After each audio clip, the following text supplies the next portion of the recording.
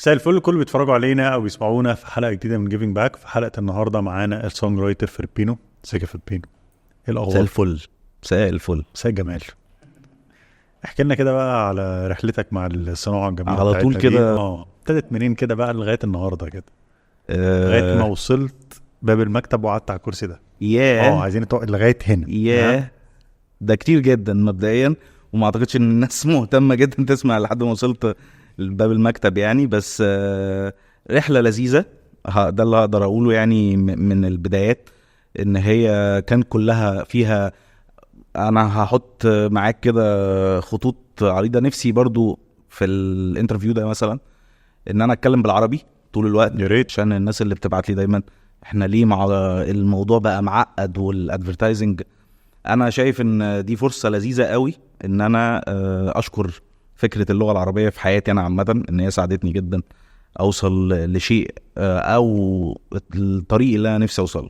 فهتكلم كله عربي عشان كل الناس تفهم، عشان اي حد بيبعت لي على فيسبوك او انستجرام او اي حاجة عايزين نوصل لحاجة او عايزين حد يساعدنا او اي معلومة، يا رب حد يستفاد. يعني ان شاء الله. عندك حتى ياباني؟ دي الياباني هنسمح بيه. الياباني، ما انا اول ما اشتغل الياباني صدقني هتلاقيني بكلم ياباني جدا. آه، الرحله الرحله بسيطه جدا. اتخرجت من كليه تجاره، جامعه القاهره، ماركتينج. عملت دبلومه في الماركتينج وكنت اشتغل ماركتير عادي. بس كان في شيء كده جوايا نفسي اكتب. طول الوقت جوايا حاجه بتقول لي يلا اكتب. نفسي اكتب. كنت بجرب ساعتها في الجامعة وقبل الجامعة وكده بكرافت أغاني. شوية أغاني بقى، عايز أكتب أغاني، عايز أكتب كوبيز، عايز أكتب إعلانات. طول الوقت حاسس إن أنا بحب أكتر فقرة بحبها في الدنيا كلها الإعلانات. مش عارف بقى هعملها إزاي، مش عارف هوصل لده، هشتغل ولا لأ. بس كنت فاكر جدا إن أنا بعد وأنا بدرس في الجامعة مرة اتفرجت على توك كده، حد بره بيتكلم عن الاعلانات. عجبتني جدا اللعبه دي عن كتابه الاعلانات يعني. فاغرب حاجه واتفه حاجه، بس يعني كان هو ده اللي انا عايشه يعني. قمت صليت ودعيت ربنا وانا بصلي ان انا ابقى كوبي رايتر. انا مش عارف كوبي رايتر دي معناها ايه بالعربي، فوانا بصلي بقول يا رب ابقى كوبي رايتر. انا مش عارف يعني ايه، بس انا عارف ان ربنا فاهمني. فحتى بعد صليت قلت ده انا حتى ما قلتهاش بالعربي يعني. انا مش عارف هي بتتعمل ازاي للدرجه دي يعني. بس فخلصت الجامعه، كنت هشتغل ماركتير. جالي فرصه ان انا اتعلم انزل. يعني حد قال لي يلا تعالى، واحد صاحبي يعني كان بيشتغل بقاله شهرين او حاجه في استراتيجيز BBDO. قالوا مفيش حد زيك كده بيعرف لذيذ يعني. قال له ماشي هجيب لكم واحد. رحت جربت. قعدت الاول، ده هنيجي بقى في مرحله ما كده نتكلم فيه، ان انا يعني قعدت سنتين بحاول اعرف انا مين في الاعلانات. يعني هبقى ايه اللي عاجبني، ايه اللي، وكنت بتفرج على الاعلانات بصراحه يعني. كنت شفت كل اللي نزل من ايام ميلودي، ومن قبل ميلودي، ومن ايام كل ترانزيشن للاعلانات. ف كان نفسي ابقى حد انا مش عارف هو مين، بس كنت متاكد ان انا حد مش زي اللي انا بتفرج عليه. كان اقرب مدرسه حاببها بنبهر دايما مدرسه حمد الله. كنت بتفرج على الاعلانات، ايه ده شبهنا، ما فيهوش شبهنا، وازاي الفكره قريبه كده الموضوع ده. فقعدت سنتين ادور انا مين، اجرب اكتب بكل الطرق، اجرب اكتب شبه ناس، ما امسح في اللخبطه دي. قعدت كتير جدا. ده كله كان في BBDO، وهم بصراحه كانوا لذاذ جدا ان هم سابوني يعني. محدش ضايقني، لا جرب واعمل اللي انت عايزه وخد الفرص الكامله ليك. فبس من بعد الفيديو ابتدى يعني ليه بقى ليه شكل ما، مش عارف لسه هو ده هو الشكل ولا لا، بس بقى ليه شكل ما. اشتغلت سنه كمان في BBDO، وبعد كده سبت BBDO، رحت شركه صغيره اسمها ايبك. تعرفت على ناس جديده كلهم لذاذ فشخ. يعني مش عارف ينفع اقول فشخ ولا لا، بس يعني في الادفرتايزنج بينفع. عرفت بشكل تاني للاعلانات. ولسه برضو انا في حاجه، انا عندي حاجه عايز اقولها ومش عارف اقولها.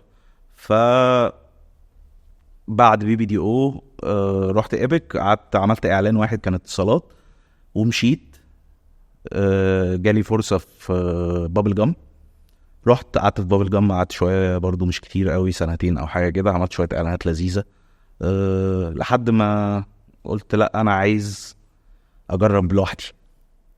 بعد بابل جام قررت ان انا مش هشتغل مع شركات، هشتغل لوحدي از سونج رايتر وكوبي رايتر وكرييتيف بيفكر شويه. دي كانت ترانزيشن مهمه جدا في حياتي جوه الصناعه دي، ان انا اخد قرار زي ده في وقت صعب وكان بعد كورونا ف هتظبط ولا مش هتظبط؟ عارف الموضوع ده دايما السؤال ده. انا كنت حاسس ان هي هتظبط. الترانزيشن ده كان مهم جدا، ان انا قابلت فيه برضو، ابتدى بقى قابلت فيه الناس اللي بجد اثرت. يعني انا بالنسبه لي التاثير هو ان حد يبقى جنبك يقول لك، يطمنك. الفن عامه، يعني مش هقول على نفسي فنان، بس الفن عامه 90% منه شك، انت مش قادر تقول اللي معاك ده حقيقي حلو ولا لا. فكان لازم في الطريق ده تقابل ناس بقى تأكد لك ان انت بتفكر كويس، ان انت بتكتب كويس. لقيتهم بقى الصراحة، يعني لقيت ناس كتيرة جدا هبقى اقولهم بقى في الاخر هم مين يعني. عظيم عظيم. طيب انت كنت بتتكلم على ان انت اول سنتين وانت يعني مع BBDO كنت بتحاول ان انت تكتشف نفسك او تلاقي نفسك، تعرف الستايل بتاعك ايه. لما لقيته كان بالنسبة لك ايه الستايل ده؟ والله بص، الاول كنت فاكر ان هي مدارس ليها علاقة بانواع او جونرات زي كوميدي، زي ايموشنال، زي اتضح ان مش كده خالص. دي مش الحقيقة. الحقيقة ان انت هتلاقي نفسك لما تبقى نفسك، مش شبه مدرسة اعلانية معينة. الموروث الثقافي جواك وشوية الحاجات اللي انت عدت بيهم في حياتك، هزارك مع اصحابك، وقفتك مع اصحابك، بتعرف بنات بأنهي طريقة وبتتكلموا ازاي مع بعض، في مراهقتك كنت بتهزر ازاي، اتفرجت على ايه زمان وانت صغير، الكرتون اللي انت كنت بتتفرج عليه وبتحبه. كل ده هيديك شخص جديد تماما عن عالم الاعلانات. مستحيل الحسبة دي تيجي عندي وعندك ونطلع نفس الشخص، بيطلع واحد تاني خالص. عشان بتيجي بعد كده فرصة لأفكارك. ما هو انت في الاخر الكرياتيف بيطلع عن طريق ما، يعني كان محمد حمد الله بيقول كلمة لذيذة قوي. بيقول ان مفيش مين بيقول على نفسه كرياتيف، ده بيهزر. مفيش حد اسمه كرياتيف. كرياتيف دي مش شغلانة، مش حاجة، انت بتخلقش اي حاجة. انت دي فكرة وموجودة هنا او عندك او عند حد عدى او سمعتها في فيلم او حاجة وانت جاي تطبقها. بس الاصح تقول على نفسك ان انت بتكتب، ان انت رسام، ان انت ارت دايركتور. انما باقي الحاجات انت مفيش فكرة كرياتيف عامة. فموروثك الثقافي واللي انت عشته وخبراتك وطريقتك، وما هو مستحيل اكون بهزر زيك. انت بتهزر بطريقة وبتحب خفة دم معينة، انا بحب خفة دم معينة تانية خالص. فده لما هيتقابل مع كل اللي انا شفته هيطلع شخص، وانت لما هتقابل موروثك الثقافي وكده هيطلع شخص تاني، فهتطلع مدرسة تانية خالص. فاللي انا اكتشفته ساعتها ان انا مش هبقى حد من الموجودين خالص، انا هبقى نفسي. هجرب وهغلط وهقع وهقوم وهنجح ساعات وهفشل ساعات.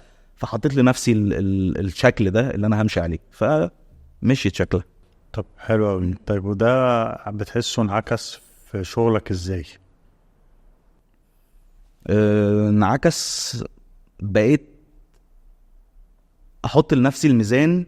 يعني هقول لك حاجه مهمه جدا جدا جدا برضو بتقابل الشباب بصراحه اللي هم لسه بيحاولوا بيبقى طول الوقت هدفه ان هو ياخد راي الفيلد ده، المجال ده. هو عايز ده، قال لي برافو عليك. انا شفت ان مش مستني ان حد يقول لي برافو عليك من هذا الفيلد، لان كام واحد يعني بيشتغل في الفيلد ده؟ هتلاقيهم كنسبة مصر الناس اللي عايشة فيها ونسبة اللي شغالين في الإعلانات مثلا أو في الأغاني قليلة جدا. أنا عايز الناس الطبيعية اللي شبهي أأثر فيها بجد بشكل ما بقى، بطريقة، بكلمة، بحدوتة بحكيها، بفكرة. ده اللي أنا كان في دماغي جدا. فما بقيتش أهتم بإن ده طبعا دي حاجة حلوة جدا إن حاجه سالكه يعني ان الناس تبقى في الفيلد بيحبوا بعض، وبصراحه لقيت كتير جدا كده. بس الحقيقي جوايا ان انا لما اعمل اغنيه او اعمل اعلان واشوفه بيشتغل في في كل حته، او اشوفه على التيك توك، او اشوفه على انستجرام الناس بتتكلم، او اشوفه في عربيه وانا معدي الناس مشغلاه، اشوف حد بيعمل فيديوز على اللي انا بعمله، ده بقى ملهم جدا بالنسبه لي. هو يا كل الناس دي بتتاثر. هو ده بالنسبه لك الفيدباك اللي انت مستنيه جدا. اوكي، هايل. طيب انت يعني من خلال شغلك ابتديت انت في مرحله انت كنت كوبي رايتر في البدايه، وقعدت تتدرج لغايه ما اخر بوزيشن كنت سبته كان وقتها كنت خلاص كرييتيف دايركتور. اوكي. وبعد كده شفت قشطه يعني مش مستاهله. التدرج ده خد منك وقت قد ايه تقريبا؟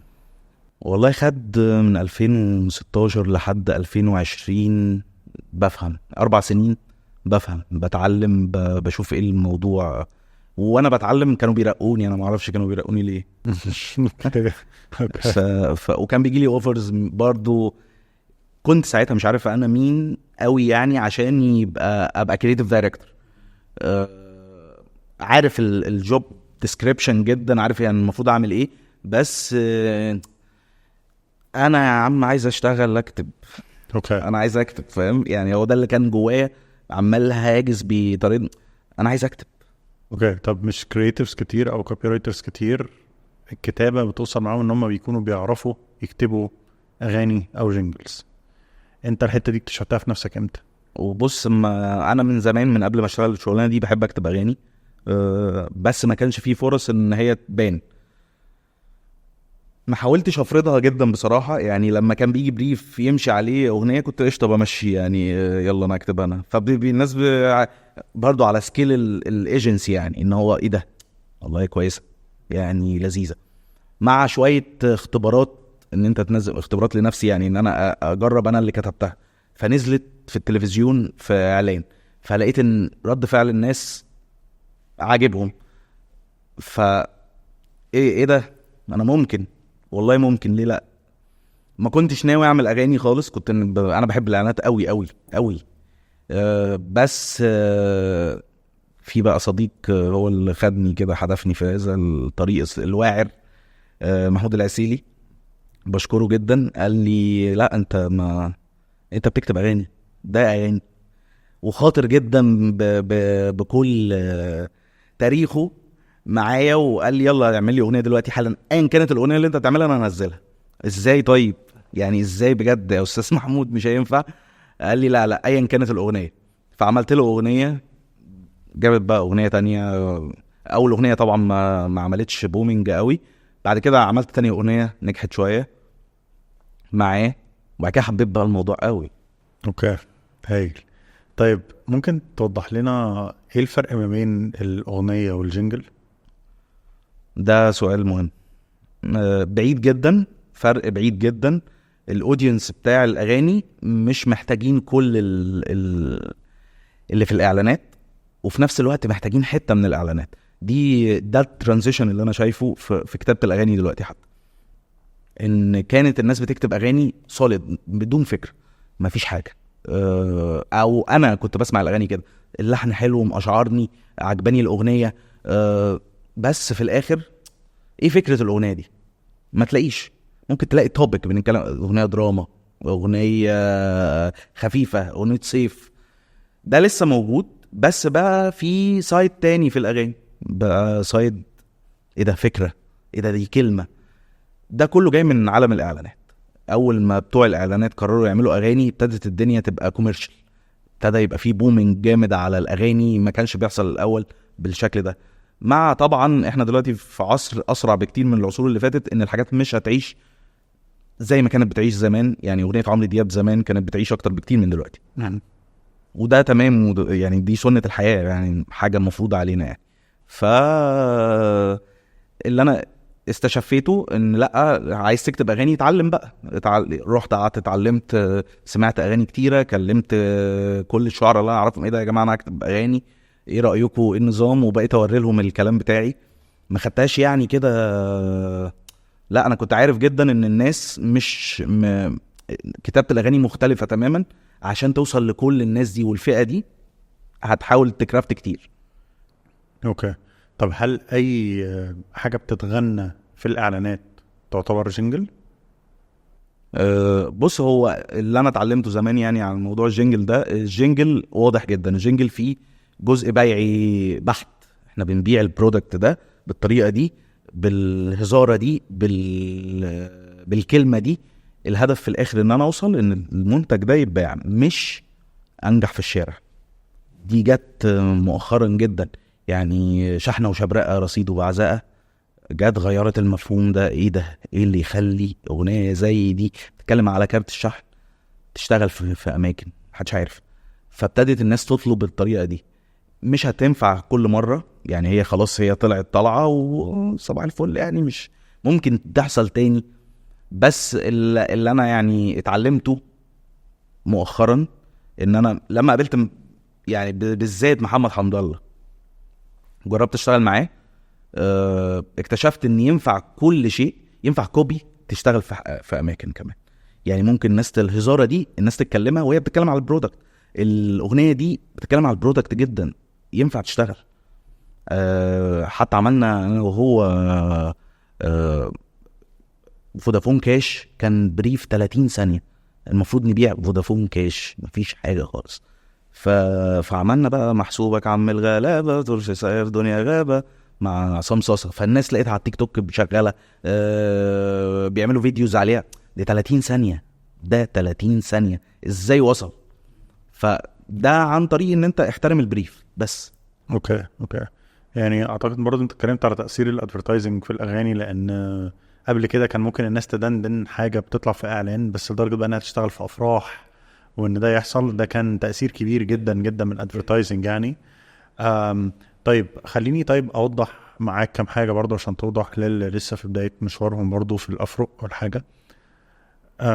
شحن وشبرقه دي هنا دي تعتبر تصنيفها جنجل ولا اغنيه؟ انا شايفها جنجل بحت، بيع البرودكت. حلو. طيب حاجه زي الحاجات اللي انت كتبتها للعبد مثلا، جنجل ولا اغنيه؟ انا مصر جدا ان ده جنجل، انها جنجل. ده جنجل. بنتكلم يمكن طريقة الجنجل مختلفة، ان هي ما كانتش فرايحي لا فاهم. وشخاليل وكده، بس هي في الاخر انا بقول ملبن وبقول سمسمية وبقول حمص، بقول كل البرودكت، فانا ببيع. حلو. طيب نخش على حاجة تاني، حاجة زي لو طالت المسافات مثلا. دي حلوة. اغنية ولا جنجل؟ بص، هتيجي هنا بقى في لحظة ما البريف ساعتها بيتحول ان هو البريف مش بيبيع حاجة، مفيش اوفر، مفيش حاجة بتتباع قوي. فكل هنا لسه هنرجع لمدرسة ان ده awareness campaign، بنقول دول مين عشان تفضل توب اوف مايند وتبقى الناس شايفاك طول الوقت، ما ينسوش اورنج، ما ينسوش. فدي الخناقة، احنا عايزين نفضل موجودين، ما عندناش حاجة نبيعها قوي، فتعالى نتكلم زي زهرة، زي في حاجات كتيرة المفروض تكون هدفها بيعي جدا، بس ده بيأثر على المبيعات في لحظة ما. بعد كده لما يبقى فيه اوفر بجد هتلاقي الناس بتجري عشان ايه ده كان الاعلام بتاعهم والله حلو، فهيعجبهم اللعبة، هيمشوا معاك فيها الناس. فانت في المراحل وهم ماشيين معاك فيها لازم تديلهم بس ايه، حتة كده، حبني، خليك انا اقرب ليك على فكرة. ده في التليكو يعني. اوكي. بس يعني ده مثلا رمضان في مصر حاجة تانية، الحاجات دي يعني بتصنف برضو بالنسبة لك، بتصنف انها جنجل لانها ارتبطت ببراند يعني مش جنجل، اغنية في الاخر لانها ما بتبيعش حاجة، بس هدفها ابعد من وقتها اللي نزولها فيه، ان انت بس يخليك صاحبي عشان لما نزل اوفر تبقى انت مصدقني. اوكي. هايل. طيب هل اي شاعر يعرف يكتب اغاني اعلانات؟ لو موهوب يعني، لو موهوب الاعلانات اعتقد ان هو ينفع، العكس يعني ينفع يكتب اغاني لو قعد ركز هيعمل اغاني احلى من اللي بتتعمل. الشعراء، في شعراء كتير جربوا يعملوا اعلانات وفشلوا، وفي شعراء كتير جربوا يعملوا اعلانات وكانت حلوة. اوكي. بس لازم يبقى في كرياتيف، عشان مشكلة الشعراء ان هي بتيجي في الاعلان تقول اي حاجه. اوكي طيب تعالى نتكلم برضو على جزء فكرة الأغنية في حاجة بقى مش الإعلانات، في الأفلام، في الدراما، في الحاجات دي يكون ليها دور كبير جدا، سواء بقى في تتر، سواء في حاجة نفسها جوه الأغنية، سواء كحاجة بيتم عليها في الآخر هو التريلر أو البرومو نفسه بتاع الفيلم ممكن يكون ملعوب على الأغنية. وهنا بقى بيكون الدور إيه بتاع الشاعر. هو مش بيكتب لألبوم، هو بيكتب لحاجة تخاطب الفيلم ده، تليق عليه. في السنين الأخيرة كان ده مهم جدا. ابتدت الأغاني تبقى وسيلة بيعية بتخلي الأفلام تنجح والناس تحب تخش تشوفها. وده برضو عن طريق ناس كانت في الإعلانات، يعني جربت تخش فيلد الأغاني وعملت أغاني للأفلام فنجحت.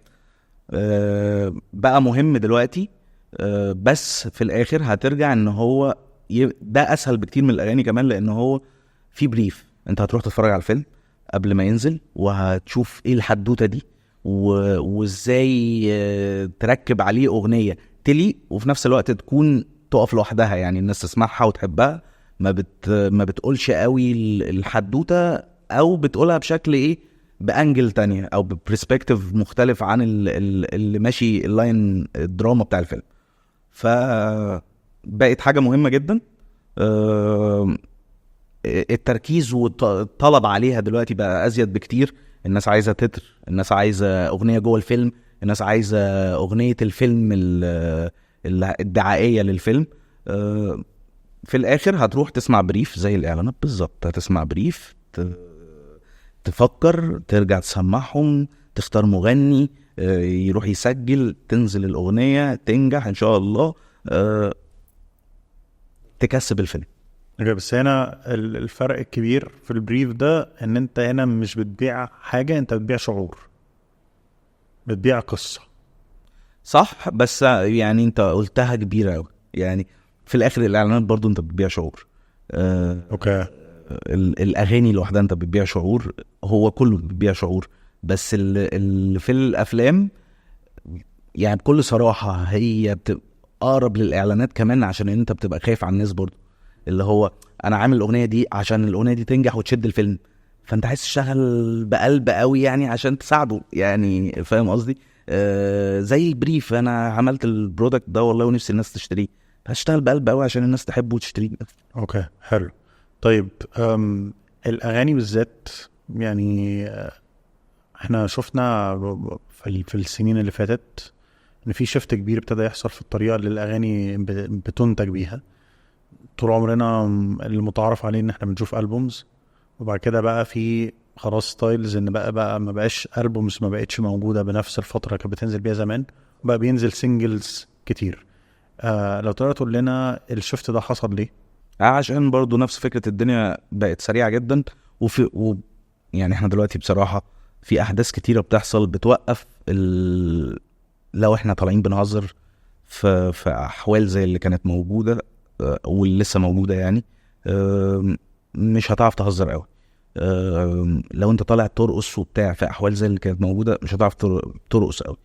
مشكلة الالبوم ان هي لو انا تعالى نتخيل ان نحط فرضية بسيطة جدا، واحد نزل ألبوم ايا كان الفنان كبره او هو بيعمل ايه، نزل ألبوم يوم اخر شهر 9 اللي فات، ألبوم حلو جدا وممكن ينجح جدا وبتاع، جه في شهر 10 الاحداث كانت 9 2023.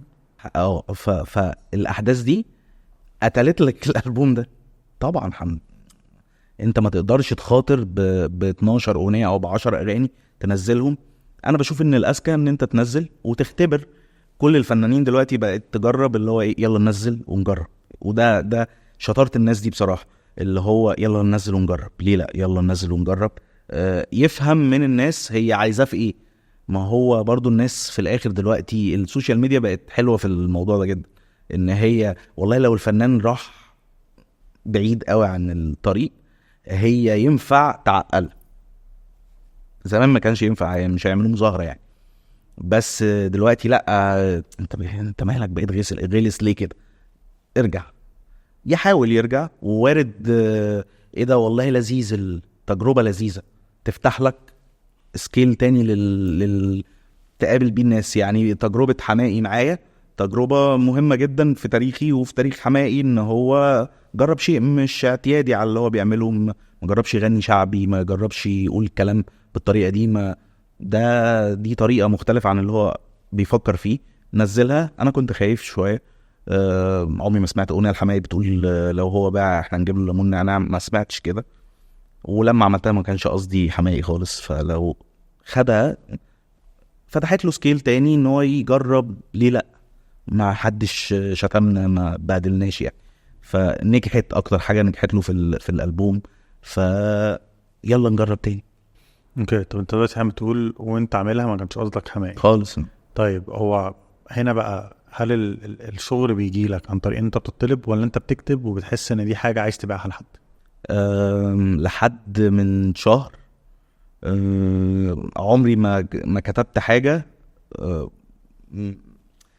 كاتبها كده انا، يعني ما كنتش ولا اغنيه ولا لازم بريف. هي دي مشكله بتوع الاعلانات كمان، ان هو عايز يسمع قول لي بس انت عايز تبيع ايه. فكان في الاغنيه دي كمان احنا كنا بنعملها اغنيه فيلم لشخص تاني خالص، واسمها حماقي وخدها، فقررنا يلا ليه لا، فاهم قصدي. دلوقتي بقى ابتديت اكتب كتير عشان خلاص بيقولوا صنفوني شاعر، فان انا بقيت شاعر، فيلا اكتب بقى، ما دي شغلتك. وبعد ما تكتب بقى ممكن تشوف مين ممكن تعجبه، ممكن تشوف كده، وممكن انت تقطعها، ولازم تقطعها يعني، طبيعي تقطعها، بسيط جدا تقطعها، ما تزعلش، قطعها بس شغل ايدك يعني. اوكي طيب حلو قوي. طب تعالى نتكلم شويه بقى على الكتابه. الكتابه دي مش حاجه سلسه خالص، مش حاجه اي حد بيعرف يعملها، وحتى اللي بيصنفوا انهم بيعرفوا يعملوها اللي بيطلع مميز فيهم ما بيبقاش النسبه بتاعته كبيره. ازاي تكون كاتب مميز عامه؟ انا عارف ان هي ملهاش يعني موديل انسر، بس يعني النصايح اللي بالنسبه لك على الاقل انت شايف انها براكتيكال وبتنفع. فاهم. هي بس يعني اعمل ايه عشان ابقى كده مش عارف. بس اكتر حاجه مظبوطه اعتقد ان انت تكتب كتير في وسط كتابتك، هترجع، انا بشوفها كده لنفسي يعني، ان هترجع لنفس فكري ايام ما كنت داخل الاعلانات، وانا مين. لما هتكتب كتير هتكتشف نفسك انت مين، وانت بتكتشف نفسك انت مين ممكن تطلع نبغة يعني، فلتة كده اللي هو ايه ده، ايه الكلام ده. والبلد دي عدى عليها شعراء حلوين قوي قوي قوي قوي يعني، شاطرين جدا و بيعرفوا يوصلوا احساس معين في طريقة معينة.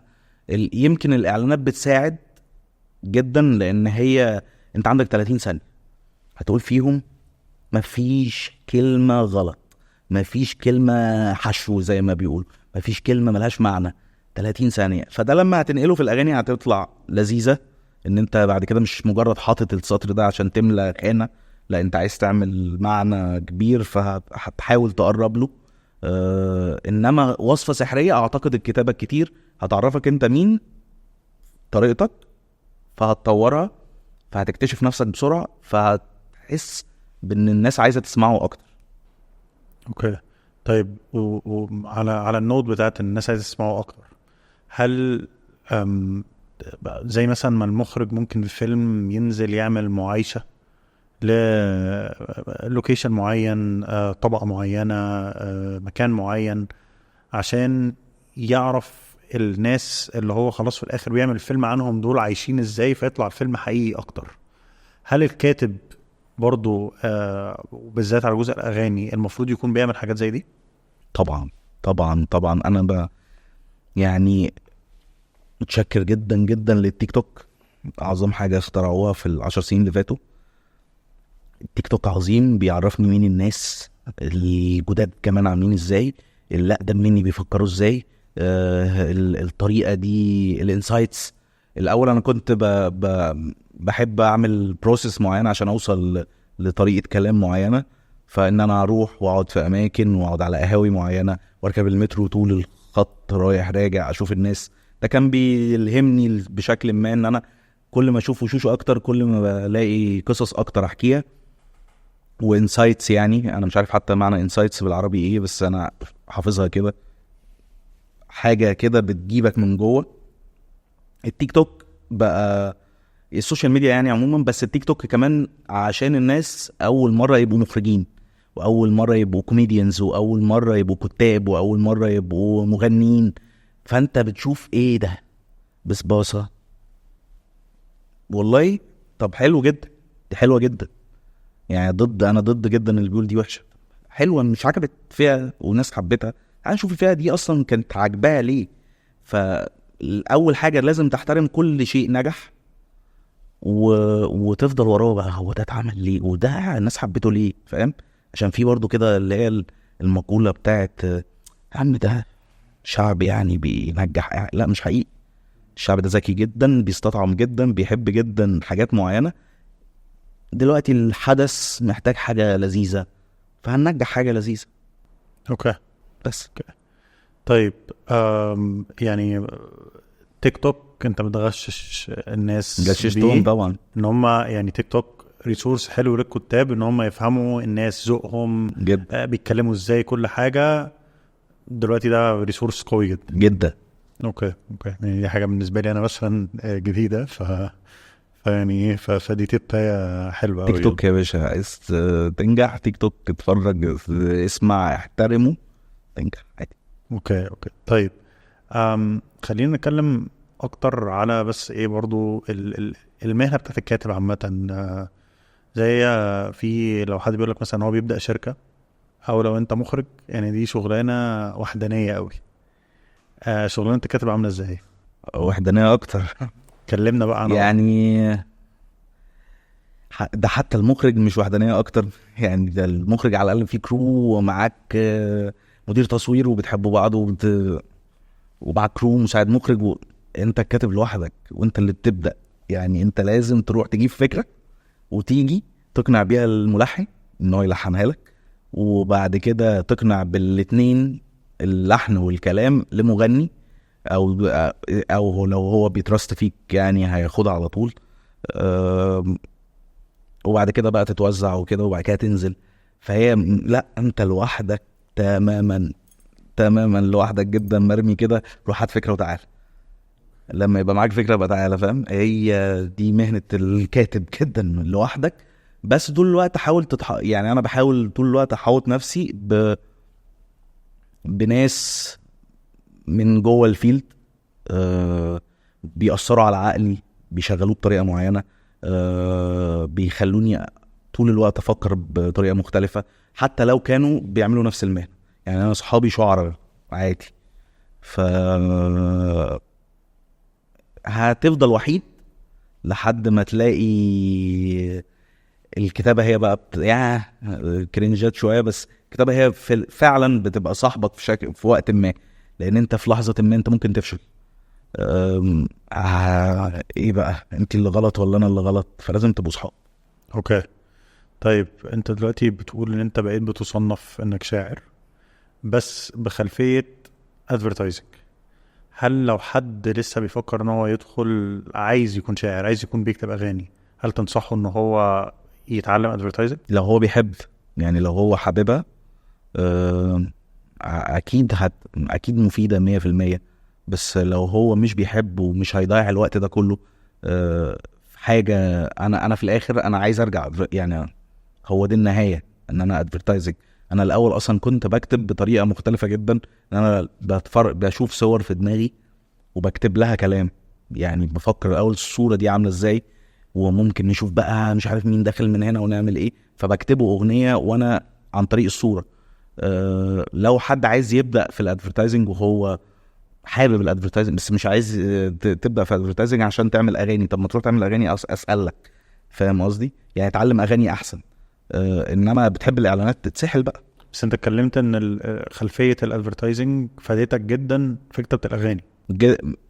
تمام، بس عشان انا ما كنتش مقرر ان انا اكتب اغاني، انا لسه ستيل مقرر ان انا بتاع اعلانات. فالاغاني جت يلا نجرب، لقيتها مشيت فقشت فاهم؟ بس هجيب اخرها، يعني انت فاهم، هي دي اللعبه. زي ما دخلت الادفرتايزنج وقلت انا لازم اجيب النهايه. كان في حاجات كتيره مش عارف ينفع اقول كده ولا لا، بس قشطه يعني. كان في ناس كتيره بتقابلك تقول لك لا يا عم انت فين والناس دي فين والاغاني وشايف الاعلان عامل ازاي طب ايه. لا يا معلم انا اعمل احلى منه عادي. ناس تقول لك كان يعني برضه هرجع اقول تاني على اسم اللي هو محمد حمد الله، يقول لك لا يا عم تشتغل مع محمد حمد الله. مين بيشتغل مع محمد الله؟ ما حدش عارف وشه اصلا. لا عادي اشتغل مع محمد حمد الله واقابل محمد حمد الله واوري له افكاري واشوف رايه فيه. يعني بعد كده بقى بحكي لك محمد حمد الله ده قد ايه هو مؤثر جدا في حياتي، على الجانب الاغاني وعلى جانب شخصيتي نفسها وعلى جانب طريقه افكاري. هو مؤثر جدا في حياتي. يعني في مقوله كده بيقول لك لو قعدت فطرت مع حمد الله هتستفاد مجرد فطار. فهو فعلا كده انسان حقيقي جدا،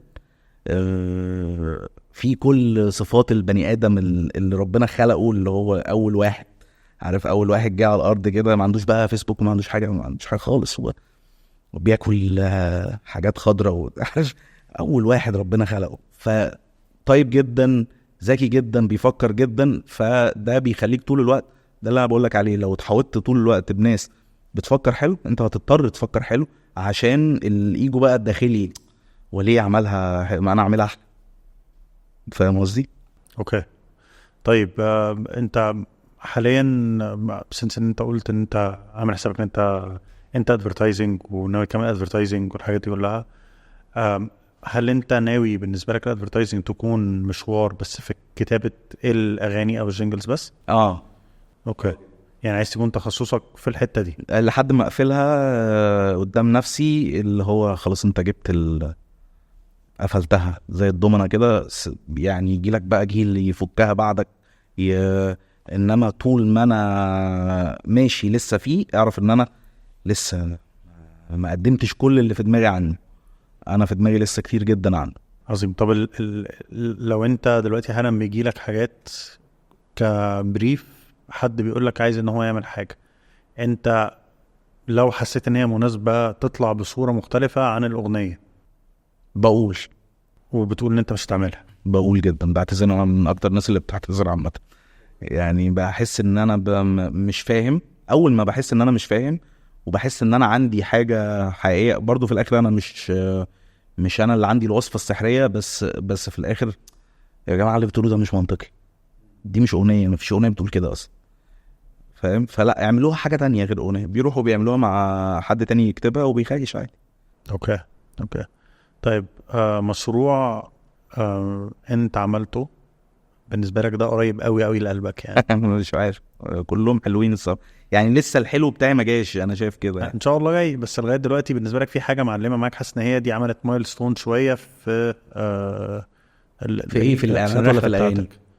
قول لنا حاجه من هنا وحاجه من هنا. بحب اعلانات بعينها، يعني بحب الاعلان ده ايا كانت مشاركتي فيه عامله ازاي، بس بحب الاعلان ده يعني. بحب اعلان فودافون كاش ده بالتحديد مع حمد الله. بحب اعلان بيبسي ويكس اللي هو كان بيمر في وشه وبيتغير كده، بحب المعنى ده اصلا، اللي هو شاف حاجات كتيره جدا وفي الاخر ايه ده اعلان جدا، اللي هو شفت حاجات كتيره ملاش اي علاقه بالاعلانات وبعد كده بقول لك بس ناقصني اشوف صلاح، يعني التوست ده بحبه. بحب شبر ونص عشان هي بتفكرني بعيالي يعني.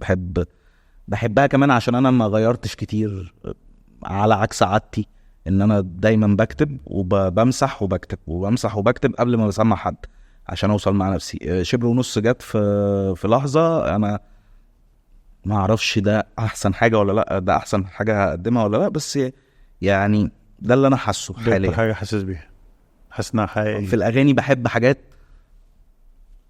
ما بحب يا ليالي جدا احمد سعد وروبي عشان اغنيه عاديه خالص، مفيش اي يعني عارف اللي هو ايه ده خلاص ما حلوه ايه، فاهم اللي هو. ونجحت كمان يعني، بحبها عشان نجحت اكتر كمان من يعني بكلمك بصراحه جدا عشان ما حدش يقول لك ان ده فنان وكده، لا انا بحبها عشان هي نجحت وعشان فتحت لي بس انجل تانية ان انا ايه ده مش لازم تقرص قوي كده. قصدك ايه بتقرص ايه كده؟ يعني ممكن تبقى مجرد فكرة ان احمد سعد وروبي ويبقوا لايت من غير ما يهزروا قوي ومن غير ما يقولوا نكت ومن غير ما تروح في قوي حاجة اجريسيف، ده ممكن يكون كافي. ما هو دوز انت ده قد ايه. فخلتني افكر لا عادي ممكن اعمل. يعني كنت الاول بفكر ان انا عمري ما اعمل اغنية دراما، انا هكتب ايه هخلي الناس ليه الناس تحس باحساس الوجع ما عنديش انا الاحساس ده اصلا، انا اتفه من كده بكتير وبضحك طول الوقت وبتاع. فلا بعد يا ليالي قلت لا انا عايز اكتب اغاني بقى دراما، حاجه تانية خالص، فكره اغنيه دراما تانية خالص. فسخنتني ان انا اعمل حاجات مختلفه. اوكي. طيب احنا في الدردشه بتاعتنا قبل ما نصور كنت بتكلم ان شغلانه الادفرتايزنج ما ينفعش تتاخد جد. طب كلمني اكتر عن الحكايه دي. ما فيش اول ما تعملها جد هتبقى واد سخيف كده، عارف اللي هو ايه، وما تدعيش ان انت لذيذ. يعني هو انت زي ما انت اللي انت بتقوله مع اصحابك ومع اهلك وفي العزومه عيش بيه في الادفرتايزنج. اوعى تبقى اللي هو الرسام ده، عارفه في دايما في ناس رسامه كده يبقى حالم قوي، وفي ناس بتدعي اللذاذه، وفي ناس خليك زي ما انت. بس اوعى تحط انا كل يوم رايح الشغل مش هطلع حاجه. لو انت بتشتغل في مكان بشكل فول تايم يعني مش هتوصل لاي حاجه. لو انت واخد الدنيا شغل بقى انا لازم اروح النهارده، لازم نطلع فكره للبريف والخناقه دي هخشها مع الاكاونت والكلاينت هيجي يقول لي لا مش حلوه فكر تاني. فبقت شغل قوي، وانت هدفك في الاخر تعمل كونتنت اروش من العيال اللي بتعمله على التيك توك اللي هو حلو هبل، والعيال دي تبص لك وتقول لك ايه ده حلو جدا، وربنا ما تعرف.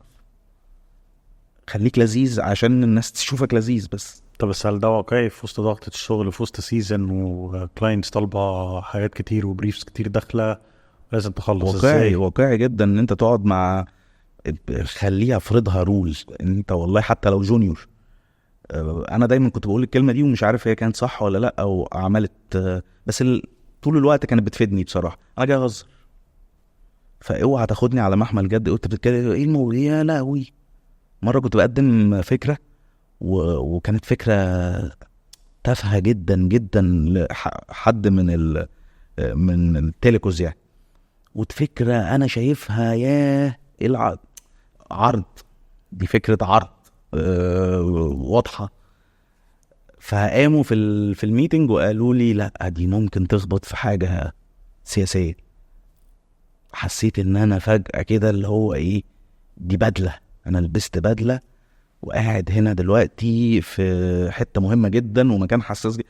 يا جماعه انا اتفه من كده بكتير.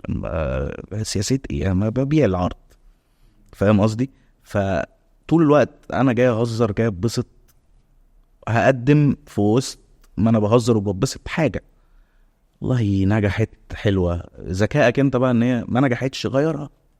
طيب مشروع لغاية دلوقتي ما عملتوش سواء كنوع أغنية أو فنان معين نفسك تشتغل معاه بتحلم إنك تعمله؟ في كتير بصراحة يعني في كتير اعتقد كتير قوي، بس يعني مش بصحى من النوم انا عايز اعمل ده يعني، عارف اللي هو المهم عندي ان الاغنية المشروع او الحلم اللي في دماغي يعني عن نفسي ان انا اللي انا اقدمه يسيب اثر بشكل ما، اي اثر ايجابي. الناس تبتسم، الناس تتعلم حاجة، الناس تركز في الكلام تاني. يعني كان في فترة في الاغاني مشكلة رهيبة ان الناس كانت بتقول اي حاجة، وحتى المغنيين كانوا ساعات بيغلطوا في الكلام اللي مبعوث من الشاعر وبيمشي وبيعدي والاغنيه بتنجح والناس بتقول كلام مش فاهماه. يعني في جمله كمان انا عارفها يعني اتقالت في اغنيه معناها ايه يا جماعه؟ دي ملهاش معنى، يعني ده ملوش معنى عشان المغني قالها غلط والشاعر بعتها له والناس حفظتها والناس تمام. فانا شايف ان هدفي الكبير ان انا اسيب ورث كده لذيذ لعيالي ان انا غيرت في حاجه او كتبت بطريقه مختلفه. يمكن ده هو اللي اكتر من الناس ان انا عايز اشتغل معاها. انا عايز اقدم شيء بس مختلف طول الوقت. مزيكا، اجابه مزيكا. طيب على النقطه دي اسالك سؤال شويه عند البني ادمين بطبيعتهم. ممكن يبقى الثقافات والماركتس تختلف، بس هل اللي بيشد الناس للأغنية الكلام ولا اللحن ولا المزيكا؟ سؤال مهم طبعا. بص على يعني ما فيش، يعني هو المفروض ان هي عملية حسابية، ده قد ده قد ده، وكمان المغني يعني حطهم كده كل واحد فيهم 25%. بس في على حسب بقولك الزمن اللي انت عايش فيه. كان قبل الثورة كانش فيه اهتمام بالكلام، كانت الأغاني كلها عن توبيك واحد، الحب بشكل ما بأنجل واحدة. بعد الثورة ابتدى يظهر أنواع موسيقية مختلفة بتتكلم عن حاجة غير الحب. بعد كده دلوقتي بقى الناس بتقول عليها ان هي افيهات اكتر من ان هي لا، هي توبكس مختلفة ما اتقالتش قبل كده. فدي انجل جديدة. زمان قوي عبد الحليم وكده كان الترانزيشن هو اللحن وجي عليه الكلام، لان كانت الاغاني اطول بكتير زمان وفيها كلام اعمق بكتير، وكانت لغة عربية كتير. اول ما اتحولت بقى في كلام فاكك اكتر، وبقى في لحن اسرع، وبقت بيواكب اللي موجود دلوقتي. الكلام المفروض ان هو مهم، هو اهم حاجة. انا شايف ان انا دوري مثلا ان انا اخليه هو اهم حاجة. الناس تطلع من الاغنية تقول الكلام احلى حاجة، انا ده بالنسبة لي هو ده النجاح. انا عايز انجح عشان كده يعني، فاهم قصدي؟ اللحن طبعا مهم جدا جدا جدا جدا، هو اهم حاجة واهم ضلع بالنسبة لي اكتر كمان من الكلام. بس هي يعني تشالنج لذيذ قوي ان انا اتخانق مع اللحن واقول احمد طارق يحيى مطلع حته لحن يا انا لازم اكتب كلام احلى من لحنك، فاهم قصدي؟ فان شاء الله في وقت ما ان الكلام هو ده هيبقى الناس بتمشي. يعني زمان قوي قوي قوي قوي ايام ام كلثوم مثلا كان الناس بيقعدوا على القهوه مش بيغنوا لام كلثوم، لان هم صوتهم مش عقلهم مش بيقول ان انا صوتي حلو زي ام كلثوم. فيقعدوا مع بعض يقولوا الكلام اللي هو وسيرة الحب وظلم الحب، فالتاني يرد. انت فاهم قصدي؟ فكانوا بيتكلموا بالكلام عشان هو مش عارف يغني لها. دلوقتي انا عايز اوصل بقى للزمن ده تاني، ارجع ده تاني، الناس تقعد تتكلم مع بعض بكلامي، فاهم؟ ان كان بقى تافه عميق بيواكب دلوقتي ان بيتكلم عن الساحل قشطه يعني، فاهم؟ هو ده الموضوع. اوكي. طيب على السيرة دي ممكن لو تقدر برضو عشان اللي بيسمعنا لو لسه بيحاول يفهم الشغلانات المختلفة، ممكن توضح لنا الملحن بيعمل ايه، الموزع بيعمل ايه، يعني كل الشغلانات اللي في الاخر بتطلع اغنية كل واحد فيهم دوره ايه بالظبط؟ تمام. هو البدايه المفروض ان الشاعر بيكتب كلام وبيوديه لشخص مسؤول عن تلحين هذا الكلام، ان يخلي لك الكلام ده ازاي يبقى غنى، ازاي اللي انت بتسمعه ده بعد ما كان مكتوب يبقى بيتدندن. وبعد كده بيروح لمرحلة التوزيع اللي هي اغلبها ليها علاقة بالمزيكا، ان انت تسمع بقى الالات وتسمع الاصوات المختلفة وتسمع البيت، واذا كانت الاغنية دي بترقص ففي ايقاعات معينة بتتسجل. الموزع هو المسؤول تماما عن فكرة ان المزيكا بتاعت الاغنية دي عاملة ازاي وتبقى لايقة ازاي على لحن الملحن. فهم دول الثلاث اضلاع، مفيش رابع يعني. كاتب، بعد كده الكلام بيروح للحن، وبعد كده بيتوزع. او بيحصل كتير جدا ان لحن ويتكتب عليه كلام. يعني في حاجات كتيرة كانت تيم وانا كتبتها.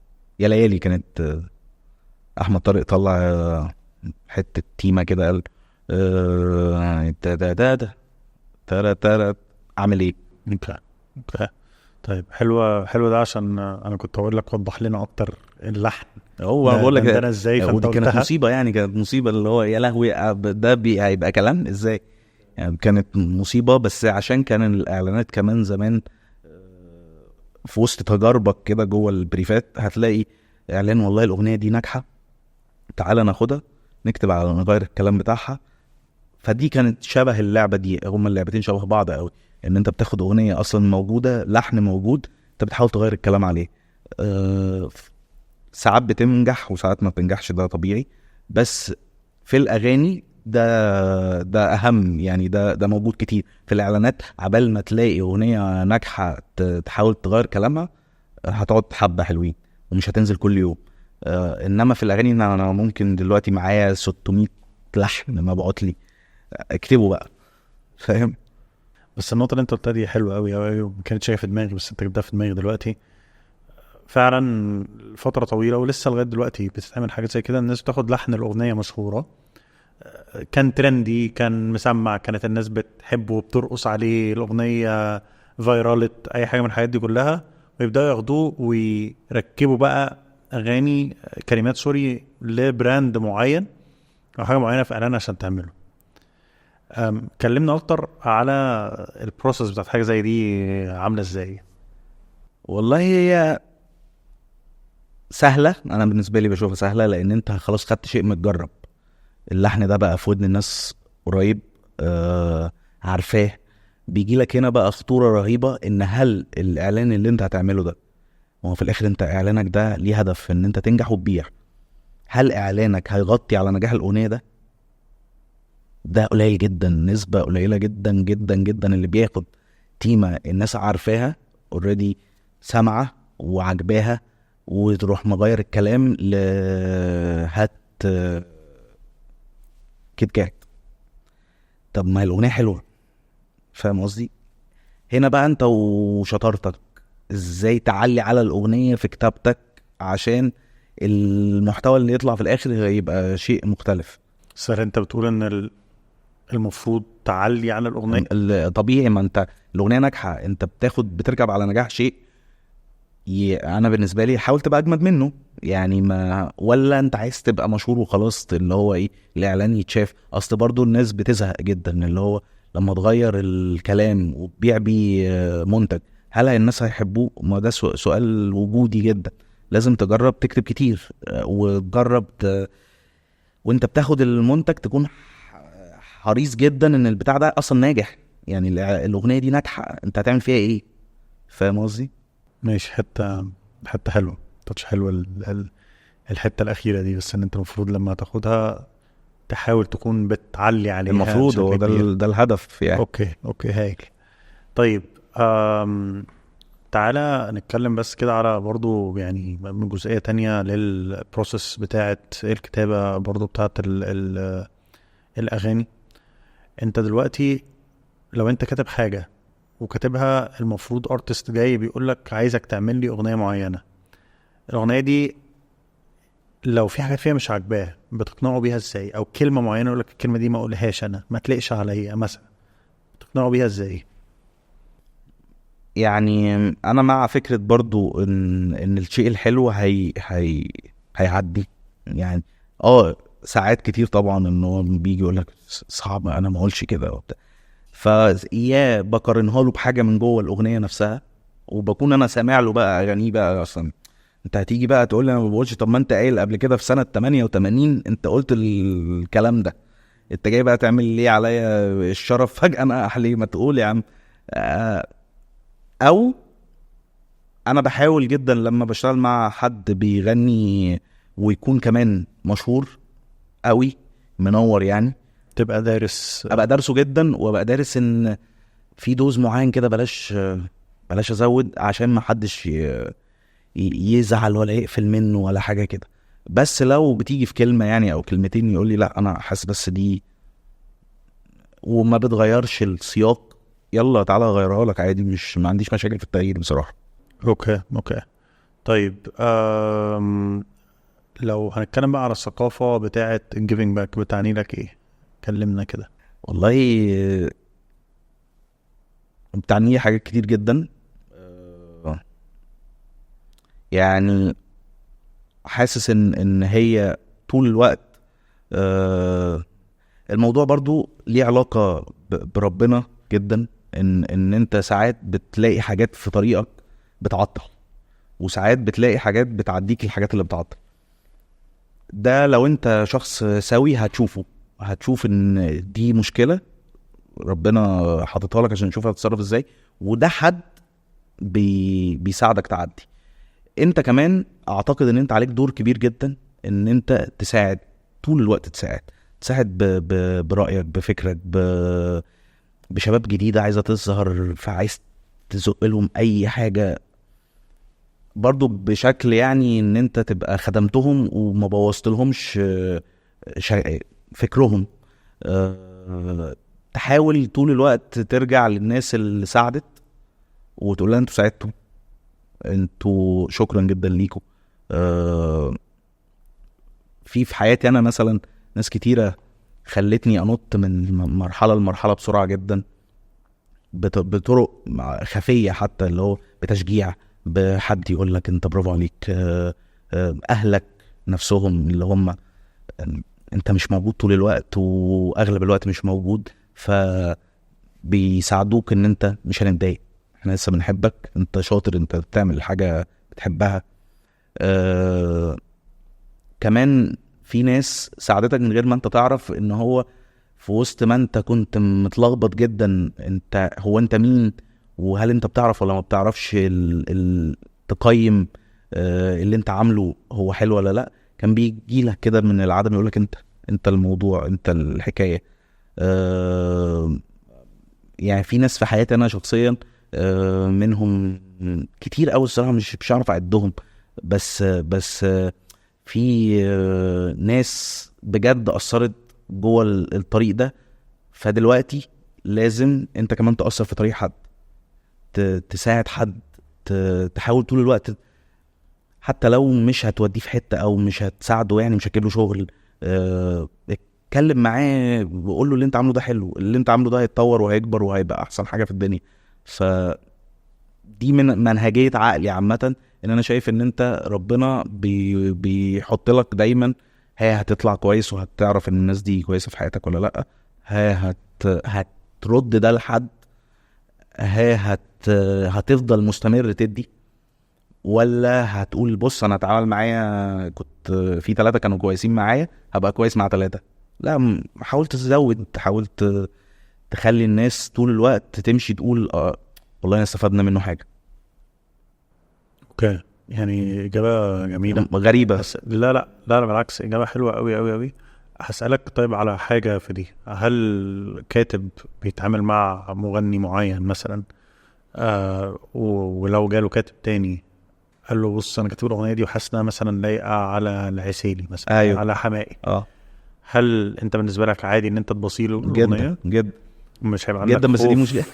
لا، خوف عندك خوف بقى اللي هو ايه، طب ما هو ممكن يتعامل معاه هو بس، ممكن مش عارف لا ايه لا الحاجات لا، دي؟ ما يتعامل معاه هو بس، ما انا بتعامل مع كل الناس، وبعدين مفيش حد يعمل اللي انا بعمله، قشطه يعني، دي شويه ايجو بس. ما عشان بس كلامك ده فيه شقين صعبين جدا. الاوله انا بعمل ده طول الوقت، ان انا بجيب ناس بوديهم للمغنيين بايدي انا، اللي هو ده عنده حاجه انا ما بعرفش اعملها، جربه. ومش هذكر امثله، بس ده بيحصل طول الوقت، عشان انا شايف ان انا حصل معايا برضه ده طول الوقت. المشكله بقى بتاعت ده ان انا ده هيفتح عليا، او انا طول الوقت عايش كده، ان انا بيبعت لي ناس كاتبه كلام، انا مش هينفع افتح كلام حد بعته، عشان زي ما قلت لك من البدايه كده، ان مفيش حد اسمه كرييتيف، دي مجموعه حاجات انت شفتها وسمعتها، فممكن حاجه تلطش، تقراها تلاقي نفسك تلطش كده فنزلت فهو يصوت فانا اتبهدلت، فليه اعمل كده؟ انما لو هو عنده موهبه حقيقيه، اولا لازم يجرب، مش شرط في شعراء كتير ابهروني جدا، فكرتهم ان هو راح عمل مثلا اغنيه مع حد اول مره يغني ونجحت. كان في اغنيه اسمها لو جاي في رجوع انساني، شوف لك موضوع تاني، لقيتها شغاله ناجحه جدا. اللي كاتب الاغنيه دي شاعر اسمه مصطفى نصر، اللي غنى الاغنيه دي شخص ما غناش قبل كده، اول مره يغني، نجحوا مع بعض. ليه تجربته ما تكبرش؟ يعني ليه تجربه الشاعر ما تكبرش؟ ما هيروح ويشتغل مع ده ومع ده، كده كده هيجيله شغل، بس هو حاول. انت فاهم الفرق؟ ان هو حاول، مش مجرد بعت كلام للناس، هو حاول، جرب يكتب مع يكتب ويلحن ويخلي حد يغني، فاثبت نفسه. اوكي. لا يعني حته حلوه، بس عشان دايما بنعلم عليها في الجيفنج باك، عشان بس ناس كتير غصبا عنها يعني من تعبها واجتهادها والسعي اللي بتسعى فيه في الفيلد، وبجد التجارب الفشل والحاجات اللي بيعدوا بيها، بيحسوا اللي هو مش بعد ما انا عملت كل ده عشان اوصل للكونكشن دي هوصلك يعني كده ايه، عشان انت بعتلي مسج فاقوم باعتها او اعملها او بتاع. فيعني فشكرا ان انت ايه لا لمست معانا الحته ده دي. دي خطيره جدا. ازاي يعني؟ ده مرض ان انا اشوف ان انا وصلت ده فهحوط بقى على اللي انا وصلت. يعني اي مرض ربنا كان بيقول يعني بسم الله الرحمن الرحيم في قلوبهم مرضا فزادهم الله مرضا. فانت بتفكر في ايه؟ ده هي مع كنت تحلم وصلت ساعد. طيب ولو انت ممكن تعمل منتورشيب لشخص، ايه الصفات اللي بتدور عليها في الشخص ده؟ انا شايف اهم صفة تقطيع الورق. يلا نكتب كتير. صدقني كل ما الكتابة كترت كل ما الموضوع خد انجلز محد سمعها قبل كده. يلا نكتب كتير. انا خبطت المايك عادي. فاللي انا كنت بقوله يعني عشان خبطت المايك ان اهم حاجة يلا نكتب كتير قوي قوي قوي قوي. مش بزهقك بس انا فعلا بعمل كده. انا طول الوقت بعمل كده. انا برجع اكتب واكتب واكتب واكتب واكتب عشان ابتدت تبقى الحكايه انا حاببها. انا حابب اللي بعمله. انما نفسك قصير دي مصيبه. مش عشان انا، عشان الدنيا مش عايزه حد نفسه قصير. عايزه واحد روش يعني. يلا الدنيا اتغيرت يلا غير. الكلام اتغير. الناس بتتكلم بتهزر بالطريقه دي. التيك توك بيقول كده يلا نتكلم كده ونعلي عليه فاهم. فلو انت قافل دماغك على دي اغنيه حلوه لازم تنجح، لا مش حقيقي. اكتب كتير. شخبط شك. انا بالنسبه لي الشك 90% من اللعبه. الشك بيخليك توصل يا رب الناس هتحبه ولا ايه، ولا فاهم، ولا جرب حاجه تانية، ولا طب ما تيجي نعمل دي ودي. فاهم قصدي؟ هي دي اللعبه طول الوقت. انا شايف ان اي حد هيتطور في اللي هو بيعمله عن طريق ان هو يعمله. اوكي هايل. طيب قبل ما نوصل لسؤالنا الختامي، عايز اسيب لك المساحه لو انت حاسس ان في حاجه ليها علاقه بتجربتك او ليها علاقه بالكتابه. لا اسالني ارجوك. لا قولي لو انت حاسس ان في حاجه احنا ما اتكلمناش عليها مهمه بالنسبه لك ان انت يعني تعال نعدي عليها كده. مهم ان انا هفكر نفسي تاني بهدفي اللي انا جاي اعيش عشانه في الدنيا. ان انا مش جاي اكتب، انا جاي اأثر بالكتابة. فطول الوقت بفكر نفسي ان الكلام اللي انا بكتبه ده لازم يكون بشكل ما مؤثر. ده بفكر نفسي بيه كل شوية. انا مش عايز انحت، مش عايز اعمل حاجة انا مش حابب اعملها. واحب في نهاية البرنامج اشكر ناس بعينها. مش هقول اساميهم او هقول يعني اللي هيجي في دماغي، بس في ناس فعلا كانت في الطريق محطات مهمة جدا، ساعدتك وقفت جنبك وحببتك في اللي انت بتعمله. هي تقول اساميهم؟ ده كتير قوي كتير قوي. اولهم احمد طارق يحيى عشان بس بيزعل لما بقولش اسمه في حاجه. احمد طارق يحيى عشان كان كمان معايا على نفس التراك. هو مؤمن بيا جدا وانا مؤمن باللي هو بيعمله جدا، فابتدينا نهزر فالهزار مشي. محمود العسيلي عشان كان ترانزيشن مهم جدا، صدق فيا قوي بصراحه. فانا بقيت عارف اللي هو يا لهوي ما فكر له احسن، اقعد فكر له احسن. ناس كتيره قوي. محمد حمد الله بقول لك ده عارف اللي هو ايه، قهوه بيخلي دماغك بس ايه تشتغل بطريقه مختلفه. وان هو صدق فيا ودعمني، وفي الاغاني كمان بيحبني وبينجح جامد وعايزني انجح وكده. وبشكر جدا حته شرير الجيل القديم في الصناع. اجتهدوا جدا وعلوا سقف الكتابه عشان احنا نيجي نركب ونغير الفكره مش بكل صراحه. اوكي. في حد تاني طيب بس تشكره نسي اي حاجه؟ كتير جدا يعني، كتير جدا كرييتيفز لزاز قوي اشتغلت معاهم. بريفات، بشكر بريفات بعينها وبشكر فرص بعينها جات لي ما كنتش حاسب لها ونجحت. يعني حاجات كتيره قوي عدت في حياتي بصراحه في الشغلانه دي. لا لا لا لا لا دي حلوه. حلو عظيم. طيب هسيب الفلور للجيمنج باك كوميونتي لو في حاجه عايزين يسالوها. نوران بتسال بس عشان نرد لو عليها. انت واضح كده ان السؤال بتاع نوران مش هترد عليه بس نقوله هو ممكن يطلع مفيد كسؤال. لو انت وانت بتكتب حاجه ممكن تكون انت متخيل لها لحن، ممكن لو انت متخيل لها لحن وبعد كده وديتها للملحن ولحنها بشكل مختلف تماما عن اللي انت متخيله، وقتها الموضوع بيكون بالنسبه لك عامل ازاي؟ والله لو احلى مش قلنا مش هنرد على نوران؟ لا ما انا شلت احنا نوران، انا بنشوق خلاص يعني ده سؤال للعامه. اوكي. لو ده حد بعت لنا على لو هي احلى ما كانت يعني انا مثلا لو بكتب اغنيه بترقص، هو خلاها ما بترقص او اغنيه لذيذه او اغنيه بتعاتب بشكل ما، او فكره اغنيه يعني. هو خدها حطها في حاجه مش جوه القالب اللي انا حاسه وفهمها بالطريقه دي. هبقى قدام حاجتين، يرفضها واقول له ان هي مش زي ما انا كنت مفكر، يا اما افتح دماغي جدا ان هي ممكن هو ليه شافها كده، يعني هو ايه اللي خلاه يقراها كده. يعني مثلا في اغاني اتكتبت اغنيه كلام حزين جدا بقت كتاب حياتي يا عين، ازاي الملحن خد كتاب حياتي يا عين بالوجع ده وخلاها بترقص بتشتغل في كل الافراح يعني فاهم. هي دي بقى اللحظه اللي هو والله هي حلوه يعني انت فاهم ما كنتش قصدي كده بس هي حلوه. اوكي.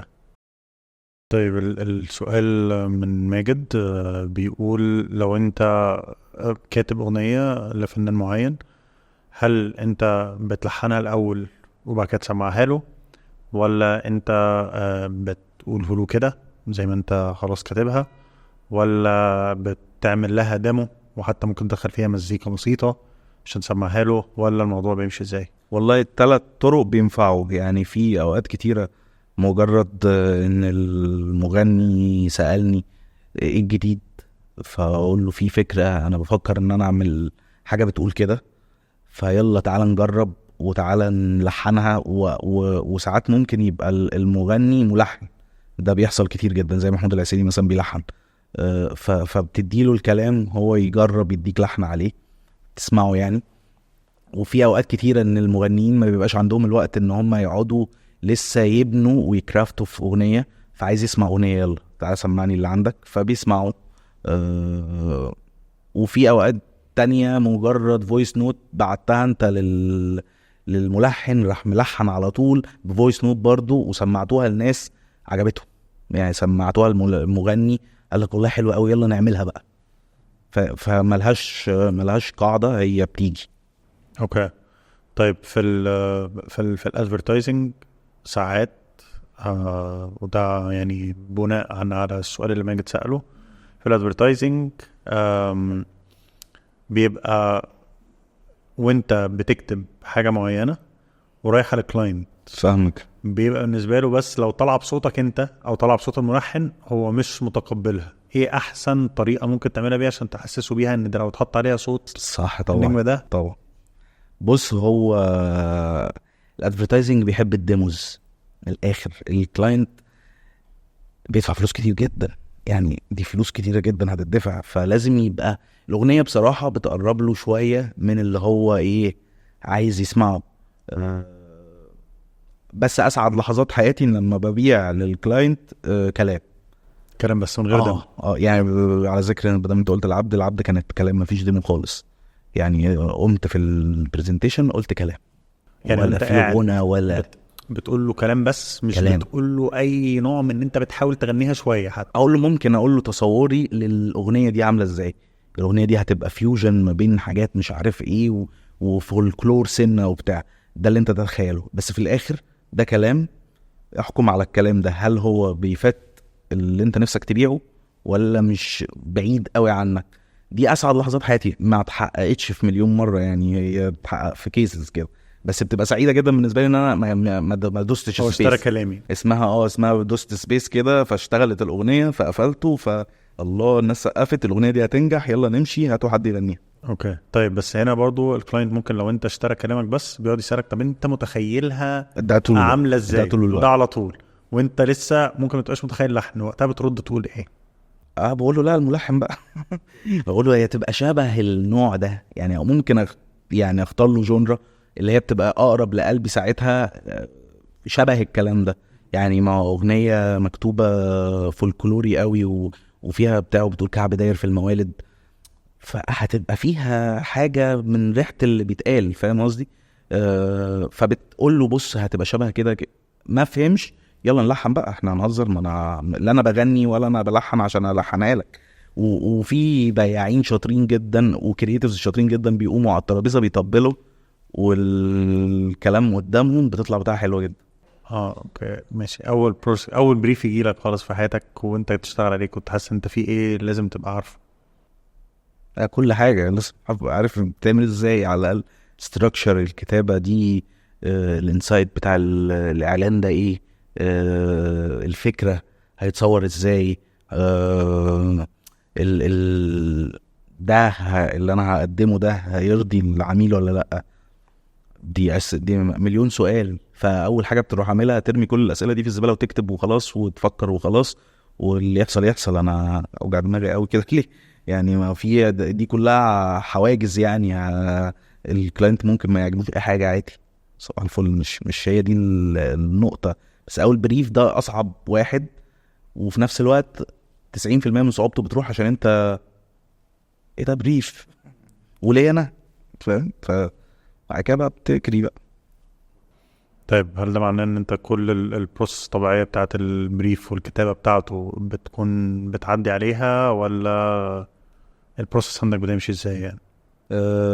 اول بريف كده، تعالى نرجع للسؤال نفسه. اول بريف ده كده في حياتك انت، اللي هو انت اول مره، فانت ساعتها كانش مطلوب منك على فكره ان انت تقدم شيء خيالي، ولا يبقى عندك تخيل كامل للموضوع، لان فيه فوقيك هرم وظيفي كبير جدا لحد ما بيوصل لمخرج عشان يتنفذ يعني. ده دورك يعني كبير طبعا ومؤثر جدا، بس مش عليك كل حاجه، مش عليك لوم. انما ينفع بقى في ساعتها في الاول بريف ليك لوحدك، اللي هو انت صاحب القرار، انت اللي بتجيب المخرج، انت اللي عايزه يوصل الصوره كامله، انت اللي بتجيب لو هي اغنيه انت اللي بتجيب الملحن اللي عاجبك بالشكل المناسب اللي هيطلع لك فكرتك بالطريقه دي. ولو انت ما بتكتبش اغاني كرييتيف يعني كرييتيف ومش بتكتب اغاني، انت مين اللي هيكتب الاغنيه دي زي ما هي جايه في دماغي لو هي اغنيه، او لو مين هو الرايتر اللي هيساعدني في كتابتها. الافكار بتاعت الفيجوالز هتجيبها ازاي وبتتفرج على ايه عشان تعرف تنسباير. ده بريف بتاعك. ده حصل لي كتير جدا. اول بريف فيهم بقى انا مش فاكره الصراحه. انا كنت يعني اكيد كنت بستفاد بقى من ناس غلطت قبلي معايا وانا صغير يعني، اللي هو ده ما تعملش كده، ما تجيبش المخرج الفلاني ده عشان هيبوظها لك. طيب نسألك بقى السؤال الختامي اللي بنحب نختم بيه كده كل تشرب مرة. ايه؟ احنا قلنا تشرب ايه؟ قلت مش عايز تشرب حاجة، فاهم؟ قلت سؤال مية ختامي، وطلعتنا تشرب بوخلة ايه؟ وحاجات كتير. لا لو هتقول حاجة، لو هتقول حاجة فيلبينو وهو في مرحلة ان هو بيحاول يلاقي نفسه او يكتشف ستايله بعد كل اللي انت عديت بيه دلوقتي، بقى انت بتقابل نفسك في الوقت ده هتقول لنفسك ايه؟ والله حلو يعني، عارف اللي هو باينه ان هي صعبه، بس هقول لنفسي كده جدا، باينه ان هي صعبه وملخبطه وملعبكه وخيوط كتيره داخله في بعضها، والمستحيل بعيد جدا، وان انت تبقى مميز باين قوي انه صعب. حقك، بس مش صعب. انا بقول لك هو الدنيا لذيذه جدا قدام واجتهد، افضل اجتهد. وكمان لو فيلبينو قابل فيلبينو اللي بعد شويه هقول له اجتهد، ولو اللي بعد شويه هفضل اقول اجتهد اجتهد اجتهد اجتهد. هحاول اقنع نفسي ساعتها ان انا ساعتها كنت مستني ضربة حظ، وانا دلوقتي شايف ان هي مش ضربة حظ، هي ربنا عايز كده. هقول لنفسي امن اكتر، لو انا حتى كنت متلخبط في الايمان شوية، امن اكتر، الحظ معاك بس مش هو ده الموضوع فيك انت. اتعب كل يوم، اتعب اكتر، حتى لما تكبر اتعب، هتبقى مش قادر تتعب بس اتعب.